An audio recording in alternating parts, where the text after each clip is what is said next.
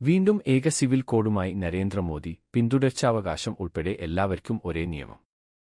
രാജ്യത്തിൽ ഏക civil code നടപ്പിലാക്കുമെന്ന സൂചന നൽകി പ്രധാനമന്ത്രി നരേന്ദ്രമോദി. 78 സ്വാതന്ത്ര്യദിനത്തിൽ ചെങ്കോട്ടയിൽ രാജ്യത്തെ അഭിസംബോധന ചെയ്ത് സംസാരിക്കുകയായിരുന്നു പ്രധാനമന്ത്രി.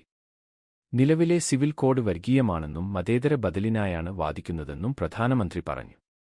നിലവിലെ സിവിൽ കോഡ് ഭിന്നിപ്പ് ഉണ്ടാക്കുന്നതാണെന്നും പ്രധാനമന്ത്രി പറഞ്ഞു. 75 വർഷക്കാലമായി നമ്മൾ ഇതുമായാണ് ജീവിക്കുന്നത്. മതപരമായ വിവേചനം ഇല്ലാതാക്കാൻ നമ്മൾ മതേതര സിവിൽ കോഡ് നടപ്പിലാക്കേണ്ടതുണ്ടെന്നും പ്രധാനമന്ത്രി ചൂണ്ടിക്കാട്ടി. നിലവിലെ സിവിൽ കോഡ് വർഗീയമാണെന്നും മതേതര ബദലിനായാണ് വാദിക്കുന്നതെന്നും പ്രധാനമന്ത്രി പറഞ്ഞു.